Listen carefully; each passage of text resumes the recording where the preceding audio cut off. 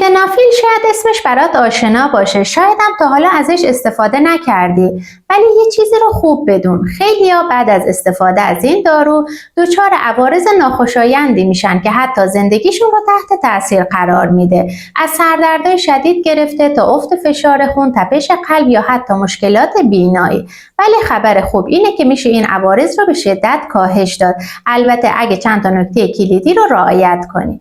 پس اگه تا حالا سیلدنافیل مصرف کردی یا قصد داری ازش استفاده کنی، حتما تا آخر این ویدیو همراه من باش، چون راهکارهایی رو بهت میگم که میتونه مصرف این دارو رو برای بدنت امن‌تر کنه.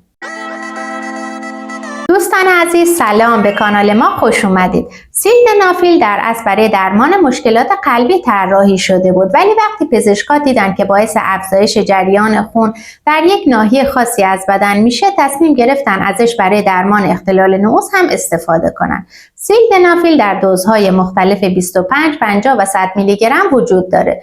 شروع با دوز پایین‌تر یعنی 25 منطقی تره. خیلی‌ها فکر میکنن دوز بالاتر اثر بهتری داره، ولی در واقع فقط عوارض شدیدتر میشه. این دارو باعث میشه رگ‌های خونی گشاد بشن و خون بیشتری به اندام‌های تناسلی برسه، ولی درست به همین دلیل میتونه روی فشار خون، قلب و حتی مغزت هم تأثیر بذاره. برای همین مهمه که بدونی چطور باید ازش استفاده کنی تا دچار عوارضش نشی. ولی قبل از اینکه بریم سراغ روش‌های کاهش عوارض سیلدنافیل، اگه دنبال اطلاعات علمی و درست درباره داروها هستی، حتما این ویدیو رو لایک کن و نظرت رو توی کامنت ها برام بنویس. این کار باعث میشه که این ویدیو به دست آدم‌های بیشتری برسه و اونها هم بتونن از این اطلاعات مفید استفاده کنن. خب حالا وقتشه بریم سراغ مهمترین بخش ویدیو، یعنی اینکه چطور این عوارض رو کاهش بدیم. اگه بعد از مصرف سیلدنافیل دچار سردرد شدی به خاطر تغییر فشار خون در مغز هست، حتما آب کافی بنوش تا بدنت هیدراته بمونه، چون کم آبی یکی از دلایل اصلی این مشکله. استراحت کن و دراز بکش تا بدنت آروم بشه و از نور زیاد و سر و صدا هم دوری کن. اگه سردردت شدیده میتونی از مسکن‌های ملایمی مثل استامینوفن یا بروفن استفاده کنی، اما از آسپرین یا ناپروکسن بدون مشورت پزشک استفاده نکن. یک فنجان چای یا قهوه سبک هم میتونه کمک کننده باشه، اما در مصرف اون هم زیاده روی نکن، چون کافئین زیاد میتونه سردرد رو تشدید کنه. یکی دیگه از راه‌های کنترل سردرد اینه که کمپرس سرد روی پیشونی بذاری تا عروق خونی کمی منقبض بشن و درد کمتر بشه. از غذاهای چرب و فست فود هم دوری کن و بهتر سیلدنافیل رو با معده خالی مصرف نکنی، چون ممکنه عوارض شدیدتر بشه. اگه همیشه بعد از مصرف سردرد داری ممکنه دوزش برات بالا باشه، پس بهترین راه اینه که با پزشک مشورت کنی تا مقدار مصرفت رو تنظیم کنه یا داروی جایگزین برات تجویز کنه. سیلدنافیل باعث گشاد شدن عروق و کاهش فشار خون میشه که ممکنه باعث سرگیجه یا احساس سبکی سر بشه.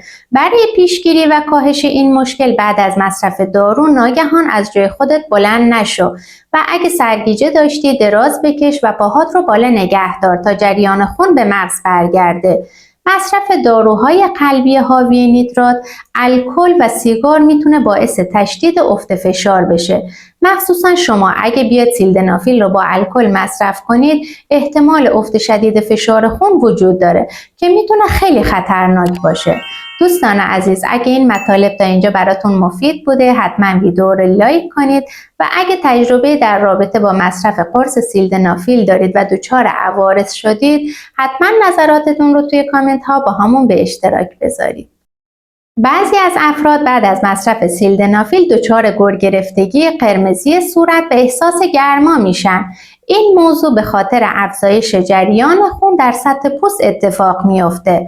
برای کاهش این عارضه باید در محیط‌های خنک قرار بگیرید، لباس‌های سبک بپوشید و از مصرف غذاهای تند و نوشیدنی‌های داغ پرهیز کنید. همچنین مصرف مقدار کافی آب و انجام تنفس عمیق و آرام هم میتونه کمک کننده باشه. سیلدنافیل ممکنه باعث سوزش معده، سوء هاضمه یا تهوع بشه، چون روی عضلات دستگاه گوارش تاثیر میذاره. برای کاهش این مشکل بهتر سیلدنافیل رو با معده کاملا خالی استفاده نکنی، اما از خوردن غذاهای چرب و سنگین قبل از مصرف هم پرهیز کن.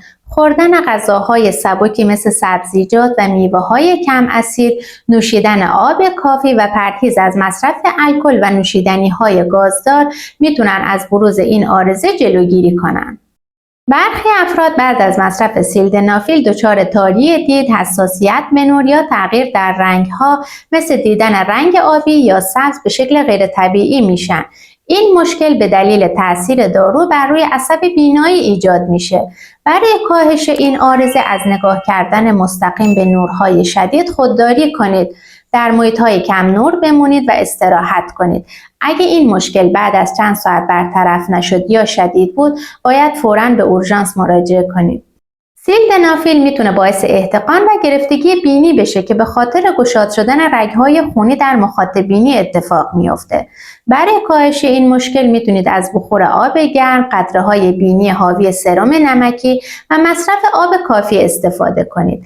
همچنین بهتر از قرار گرفتن در معرض هوای سرد و خشک خودداری کنید و در صورت تشدید علائم با پزشک متخصص مشورت کنید. برخی افراد بعد از مصرف سیلدنافیل دچار افزایش ضربان قلب یا تپش شدید قلب میشن که میتونه باعث اضطراب بشه.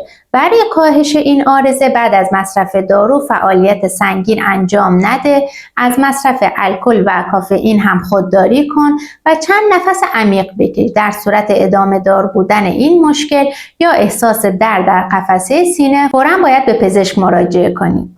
برخی افراد بعد از مصرف سیلدنافیل دچار درد عضلات یا کمردرد میشن که ممکنه ناشی از تاثیر دارو بر روی سیستم گردش خون باشه.